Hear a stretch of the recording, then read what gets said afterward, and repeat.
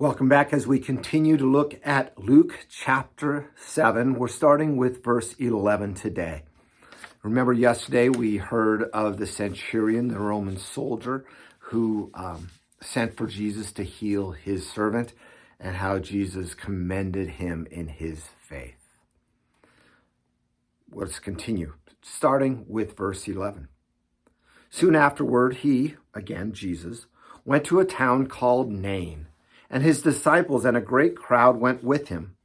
As he drew near to the gate of the town, behold, a man who had died was being carried out, the only son of his mother, and she was a widow. And a considerable crowd from the town was with her. And when the Lord saw her, he had compassion on her and said, "Do not weep." Then he came up and touched the bier, and the bearers stood still. And he said, "Young man, I say to you, arise." And the dead man sat up and began to speak, and Jesus gave him to his mother. Fear seized them all, and they glorified God, saying, "A great prophet has arisen among us, and God has visited his people." And this report about him spread throughout the whole of Judea and all the surrounding country. So we move from Capernaum to a town called Nain, again showing you on a map where this is. Not really much is known about this town other than from the Bible, other than this passage. Jesus and his disciples are going to this town. We don't know why, but I'm guessing God was lining this up by the Spirit to show this great miracle.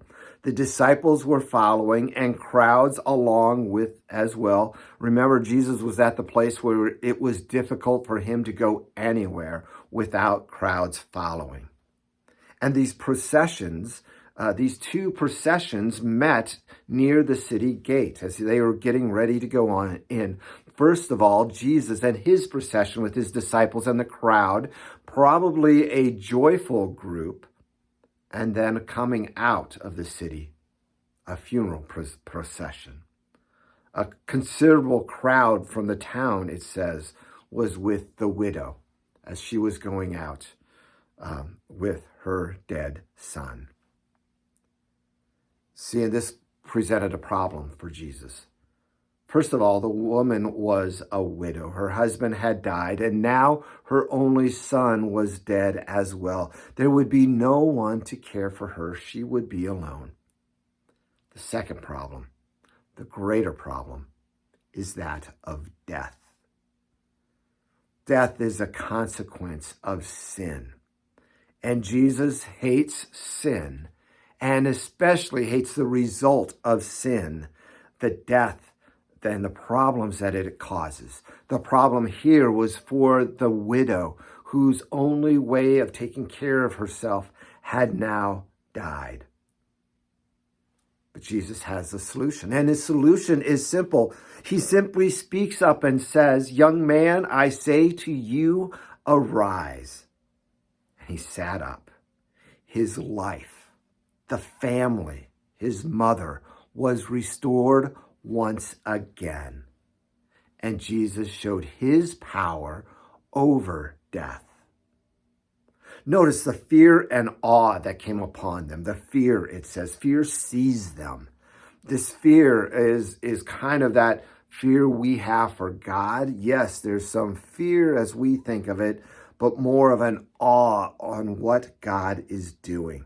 Notice what they say, a prophet has risen among us, and God has visited us, his people. God is there. And the word of Jesus spread even more. As if he needed more popularity, more people came to know about Jesus and be curious about him.